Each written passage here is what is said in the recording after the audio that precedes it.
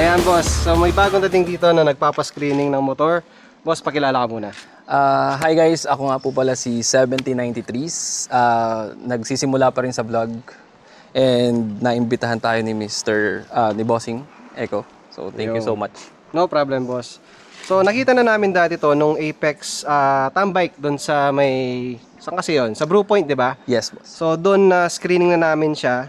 And then ngayon lang natin na nabigyan ng content or na feature tong unit niya. So ito ay anong unit nito boss? 2023 Sniper 155. Sniper 155. Pero syempre hindi siya 155. Scam yun.